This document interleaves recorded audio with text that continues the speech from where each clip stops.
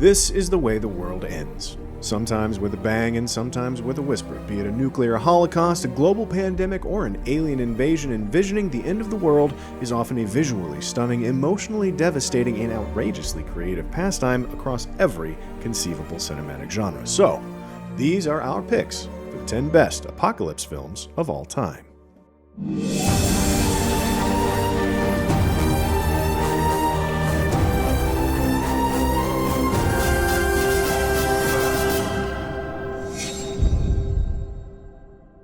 Let's kick things off with a bang by, ironically enough, skipping past those movies that focus on a catastrophe itself and highlighting those that imagine what happens after society has completely collapsed. These are the post-apocalyptic dystopian films. Because decimated factions of survivors waging battle over depleted resources seems to be a perpetually fertile setting for social commentary and allegory, this is Snowpiercer's Bullet Train as a powder keg of class warfare. Waterworld's ecological prophecy of melted ice caps and rising sea levels. It's even the under-30 party scene of Logan's Run. Sometimes, like The Road, an unexplained end of the world is just gut-wrenching and muddy. But some other times, though, the message takes a back seat to the filmmaker's simple desire to blow shit up real good. This brings us to our number 10 pick, Mad Max Fury Road.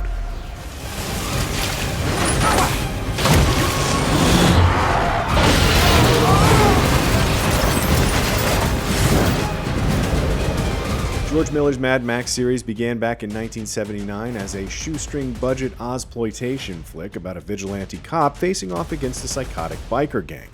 And since then, it has grown exponentially more ambitious and eccentric, culminating in its go-for-broke masterpiece of a fourth installment, Fury Road. The cinematic equivalent of Burning Man, Fury Road offers a hallucinatory sensory overload, a desert populated by feral maniacs in rave costumes, a critical water shortage, and a relentless soundtrack of throbbing electronic music. While the earlier Mad Max trilogy played with the tropes of classic westerns and samurai films, with Mel Gibson riffing equally on Clint Eastwood or Toshiro Mifune, every frame of Fury Road feels like it's breaking new, exhilarating ground.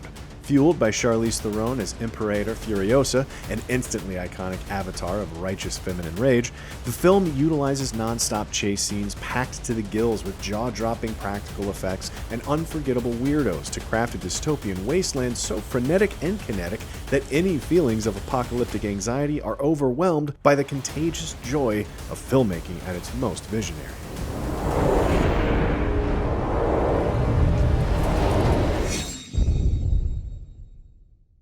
While we're still riding high off the fumes of burning rubber and rusty chrome, let's zoom past the, hopefully, distant future of Fury Road and travel even farther toward a speculative epoch defined by a civilization, or some semblance of one, that is not only post-apocalyptic, but also post-human. And/or post-Earth altogether. In the Planet of the Apes franchise, Earth's remaining humans have been entirely subjugated by, well, you know. In Passengers, an interplanetary spacecraft transports people under induced hibernation to a new colony after the ecological collapse of Earth. And in The Matrix, human bodies have been reduced to nothing more than organic batteries supplying power to AI overlords. However, where Earth rendered uninhabitable by human negligence stories are concerned, our number 9 pick also happens to be one of cinema's greatest love stories, with WallE.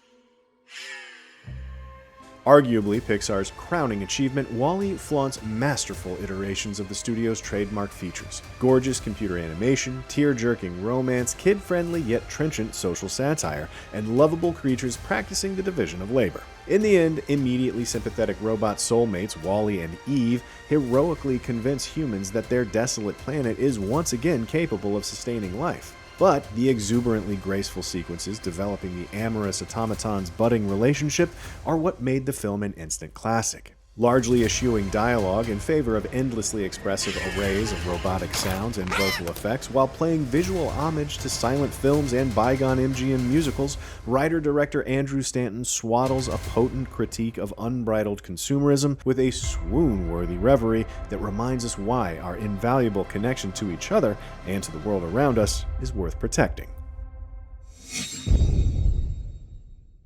Unfortunately, not every variety of world-shattering cataclysm demands that a film be set centuries from now. As we know all too well, our present civilization is particularly vulnerable to the indiscriminate ravages of a global pandemic. Films such as Outbreak and, more successfully, Contagion strive for a relatively realistic depiction of a deadly virus's rapid proliferation. But apocalypse is averted in both thanks to successful vaccines. Go science, am I right? But more frequently, movies about viral epidemics comprise a subgenre of the zombie flick, less interested in medical dilemmas and prolonged physical suffering than in rampaging hordes of bloody, pussy ghouls. 28 Days Later, World War Z, Train to Busan. Technically, they're about the spread of disease among the living, but for all intents and purposes, they are zombies, and we're not quite ready to talk about them. First, let's check out our number 8 film, the disturbingly contemporary post-pandemic dystopia, 12 Monkeys. They hear everything. They got that tracking device on you. They can find you anywhere, anytime. It's in the tooth. Right, Bob? And I fooled 'em, old buddy.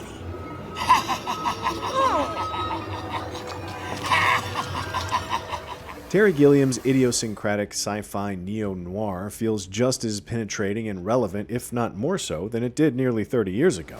Fitting for a film in which the hero travels back and forth between the 1990s and 2035, haunted by dreams that dissolve his past and his future into a perpetual recurrence. Sent back in time to retrieve a virus supposedly released by eco-terrorists, James Cole finds himself embroiled in a carnivalesque conspiracy in which the inmates literally are running the asylum. The postmodern pastiche is a loose remake of Chris Maker's experimental La Jetée, but borrows from Hitchcock's Vertigo as well. It chillingly suggests that post-apocalyptic is synonymous with post-truth, a condition wherein we can't trust anyone or anything, not even our own thoughts and memories. Gilliam's hyper-expressionistic camera work insists that we never comfortably identify with our hero and his shattered mental state, and a final line of dialogue suggests that Cole's mission has been nothing but a Sisyphean pursuit of an outcome that's been predetermined by a morally ambiguous cabal. Now, back to those zombies. Whether they're the OG undead revenants of George Romero's Night of the Living Dead series, or merely the rabid infected of Resident Evil and Zombieland, over the last 50 years or so, zombies have emerged as the most popular, most versatile, and most visceral metaphor for any existential threat to humanity. Just as Night of the Living Dead and Dawn of the Dead can be viewed as commentaries on the Vietnam War, Cold War paranoia, racism and consumerism, and just about any other urgent concern of their era, zombie films of the early 2000s, even the hysterical Shaun of the Dead, are unmistakably products of a post-9/11 world. Meanwhile, One Cut of the Dead is a meta-adventure in filmmaking. Handling the Undead is a quiet treatise on grief. Even Schwarzenegger tried to do a zombie family drama. Zombies can literally do it all. Our favorite flavor, though, is also not an uncommon one. The zombie tales where humans turn out to be the true monsters, but this old cliché can still prove to be disarmingly provocative in the right hands. Our favorite example of this, and our number 7 pick, is 28 Weeks Later. They were chasing me, screaming. I was scared. I ran. I tried other houses. They were empty. I came through the woods and followed. Who were chasing you? My mum, my dad. They're trying to kill me. There's others too. How many? Loads, Sam. Now, we're not going to troll you and claim that 28 Weeks Later is a better zombie film than Dawn of the Dead, but we will argue that the film is a great reminder that sometimes parts can be more than the whole, and great scenes can exist in not-so-great movies. But Weeks is an undervalued work of pitch-black horror, deserving of a second look. Director Juan Fresnadillo's sequel to 28 Days Later is a primal scream of misanthropic nastiness, a merciless vision of a world in which the actions of a few altruistic individuals are rendered entirely meaningless against humanity's all-encompassing selfishness, fear, and savage animosity. The threadbare plot, two siblings outrun NATO and American armed forces attempting to contain a second viral outbreak in London, is merely a pretext for staging hyper-violent set pieces that follow the dehumanizing effect of over-militarization to its logical, appalling conclusion. Images of compliant American snipers indiscriminately firing at a terrified crowd, and a low-flying helicopter tilting forward and mowing down infected and survivors alike with its rotor blades are likely to be permanently seared into your retinas. But wait, it gets bleaker. As the past 4 films, even the Disney one, have shown us, people are kinda the worst. We seem destined to bring about our own annihilation, even if it's a centuries-long process or the inadvertent consequence of carelessness or complacency. The granddaddy of, yeah, that was definitely our fault apocalypses, though, is a direct, instantaneous result of deliberate decisions, aka nuclear war. Movies like The Day After, Testament, Miracle Mile, and especially Oppenheimer offer stark admonitions that we ourselves have voluntarily created the weapon that may obliterate us. Dr. Strangelove and its less satirical counterpart Failsafe are well-known cautionary tales, but on the for sure never mentioned on a movie list end of the spectrum, our number 6 pick grimly reminds us the fate of billions ultimately rests in the hands of a few individuals who can wreak hell on earth with the push of a button with threads. Since the expiry of the American ultimatum to the Soviet Union at noon yesterday, there have been intense diplomatic efforts to mediate between the two countries. There is still no information from Iran itself. No news teams have been allowed in or out of the country since phone and telex links were cut on Friday evening. Questioned in the House this morning, the Foreign Secretary said he had no definite news to report and that it would be unhelpful to speculate in the absence of any hard information from the area. A British-Australian co-production that premiered on the BBC in 1984, Threads imagines the aftermath of a nuclear war in England and creates one of the most unforgettable, upsetting viewing experiences of all time. The meticulously researched screenplay depicts in exacting detail that Britain's infrastructure is woefully unprepared to withstand such a disaster. But despite its documentary structure and narration delivered in a scientific monotone, Threads is no dry lecture. It's a full-throated fire alarm, hoping to scare its audience straight with increasingly soul-crushing scenes of evisceration, starvation, disease, and murder. What begins as a social realist drama centered on a young couple and their working-class families after an unplanned pregnancy soon drops any semblance of character-driven narration after the Soviet Union drops a bomb on Sheffield. The atrocities escalate from suffocating animals to melting faces to a denouement so absurdly, horrifyingly grotesque that only the detached, unsentimental tone prevents it from flying off the rails into the realm of pure camp. Now, let's narrow the scope a bit and delve into the existential side of things. What would you do if you were one of the only remaining survivors of an apocalypse? What if you were entirely alone, the only person left? How do you muster the courage and conviction to wake up each morning and navigate a desolate, deadly wasteland, unsure of whether the future of the human race rests in your hands or if you're just biding your time until extinction? These doom and gloom vibes work great, as it turns out, for love triangles, like the ones you see in The Quiet Earth or Z for Zachariah. But we'd be remiss if we didn't offer this spot to one of the great works of Alone at the End of the Species fiction. We're of course talking about Richard Matheson's I Am Legend, which has had no less than 3 film adaptations, with Omega Man, I Am Legend, and the one we really want to look at for our number 5 spot, The Last Man on Earth. This convertible would be nice. Probably handles well. But I can't think of comfort. There was a time when I shopped for a car. Now I'm looking for a hearse. This station wagon will have to do.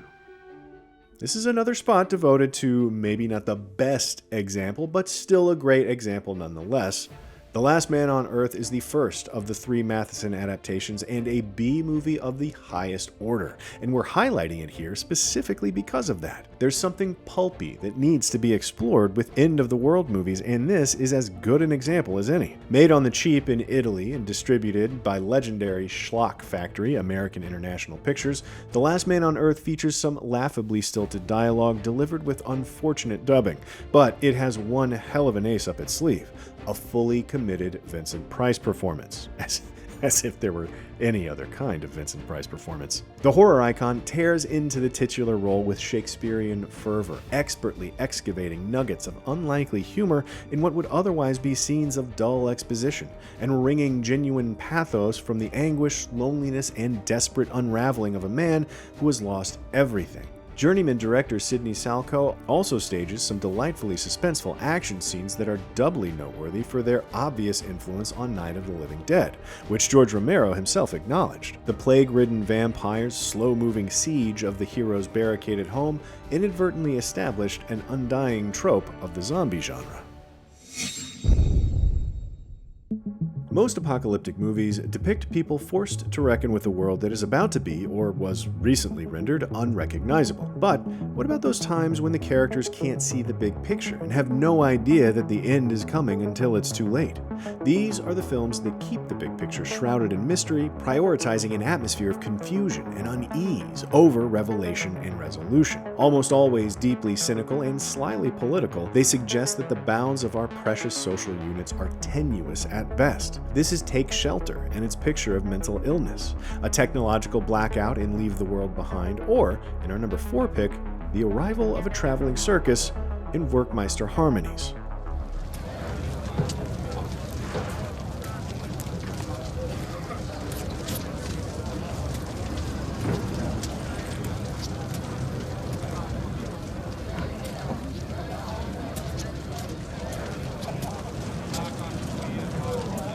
Directed by the Hungarian legends of slow cinema Béla Tarr and Agnes Ranicki, Werckmeister Harmonies is, on the surface, totally unlike any other movie on this list. But some of the brilliance of the film is that it's also kind of not. Comprised of a mere 39 hypnotically languid shots across 145 minutes, Werckmeister Harmonies starts off as a quietly eccentric yet seemingly realistic portrait of an impoverished small town before gradually devolving into a mesmerizing nightmare of biblical Armageddon.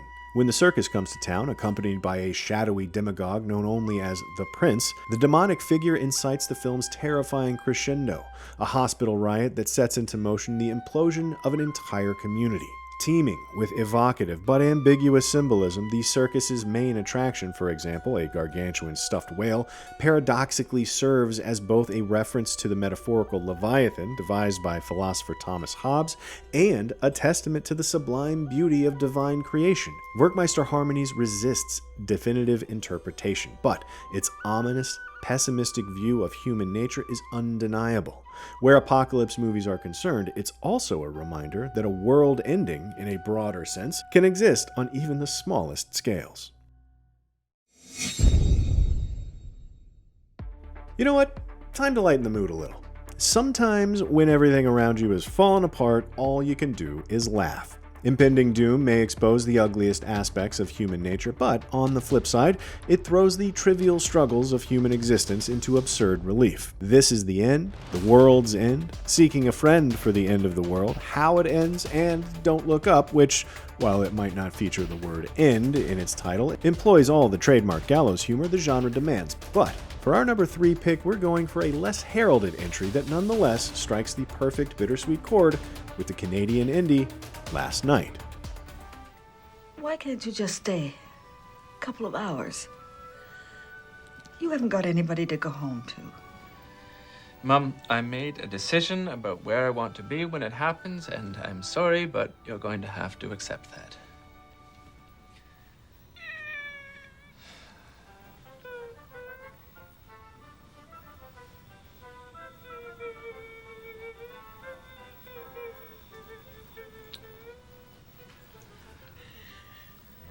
Low-key triple threat Don McKellar, the writer, director, and star of Last Night, crafts a darkly comedic distillation of our collective pre-Y2K anxieties. Everyone knows the world is ending. A colorful cast of characters featuring Canuck icons Sandra Oh, Sarah Polley, and scene-stealing David Cronenberg never explain how or why it's ending, but they know, without a doubt, that it's going to end in a few hours at the stroke of midnight, and they've each planned their last night accordingly. McKellar devises ostensibly ridiculous scenarios, like a family matriarch hosting an elaborate Christmas dinner in the wrong month, or a young man racing to complete his sexual bucket list. But he allows humor to rise organically from the heightened emotional stakes, not from cheap gags or condescending jokes at the character's expense. This humanist approach imbues every plotline with a palpable sense of empathy, as even a gang of nihilists who believe that everything, even murder, is permissible in the final hour, are granted understanding and forgiveness by their victim, but also makes it a worthwhile use of your time perusing the end of the world. Okay, maybe it's not a laugh riot, but a belief in the significance of human connection is perceptible from the opening scene of Last Night up through one final tender kiss. But in our next selection, the end of the world is not an opportunity for belated enlightenment, but rather a random and senseless occurrence that, at its best, can offer a swift and merciful end to our painful existence. The very first apocalyptic film, released in 1916, was Denmark's The End of the World, which introduced groundbreaking special effects to depict a comet's cataclysmic collision with Earth. Since then, the collision course plot, as seen in Hollywood disaster flicks like Deep Impact, Armageddon, Moonfall, and the star-studded, albeit already mentioned comedy Don't Look Up, has remained more closely associated with visual spectacle than with profound insight into the human condition. It's fitting, then, that nearly a full century later it would take another Danish filmmaker to elevate the story of a rogue planet heading for Earth to the highest echelon of artistic expression. Our number 2 pick, Melancholia. All I know is life on Earth is evil. There may be life somewhere else, but there isn't. Situated in the middle of a filmography filled with divisive provocations like the eye of a cinematic hurricane, Lars von Trier's masterpiece is the work of a perpetual enfant terrible, finally, briefly, fully letting down his guard and laying his soul bare. This deeply personal examination of depression is so raw in its emotional honesty that it can be difficult to watch, and especially rewatch. But it's crafted with such beauty and acted with such sensitivity that it pulses with life in every frame, even as it drifts toward death like a moth to a flame. Kirsten Dunst and Charlotte Gainsbourg give stunning, heartbreaking performances as sisters with complementary psyches, like the light and dark sides of the same moon. As the former finds her mental anguish assuaged by the promise of two planets colliding, the latter descends into madness, incapable of accepting her fate with the same tranquility. And appropriately, the awe-inspiring finale is elegant and devastating in equal measure.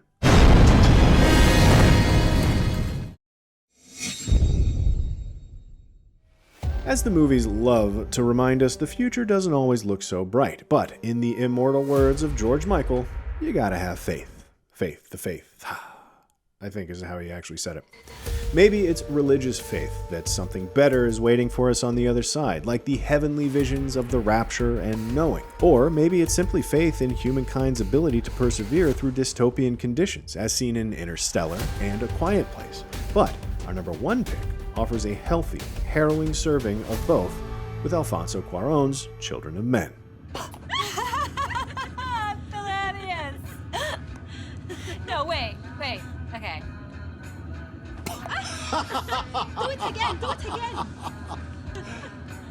Julian, that's disgusting! Look out! Jesus! Go, we're gonna make it. Come on, I'm not gonna make it! Back up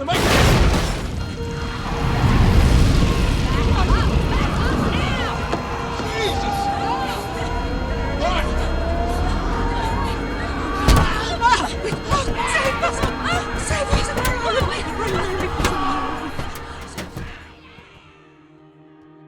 Cuarón loves to put his characters and his audience in turn through the proverbial ringer before rewarding their valiant efforts with a happy-ish ending, and Children of Men is no exception. In a future crippled by human infertility and widespread war, a young woman finds herself miraculously pregnant and must be escorted to safety by a disillusioned former activist. The film is anything but subtle. It abounds with overt Christian imagery and other religious motifs. The new mother is named Key, and the ship that rescues her and her baby is called the Tomorrow. But the lack of subtlety is also undoubtedly its greatest virtue. It's a sledgehammer of a film that pummels you with an unrelenting intensity, an utterly visceral ordeal heightened by Emmanuel Lubezki's galvanizing cinematography that drops us right in the middle of the action and prevents us from passively observing the horrors we inflict upon one another. Children of Men is an unblinking depiction of dystopian misery, a fiercely political polemic against social inequality, and an appeal to faith and hope in a brighter tomorrow, which makes it our pick for one of the best apocalyptic movies of all time. So, what do you think? Did we leave out all of your favorite Doomsday movies? Well, guess what? It's not the end of the world. There's a real good chance we'll be back with another list right here on CineFix, so be sure to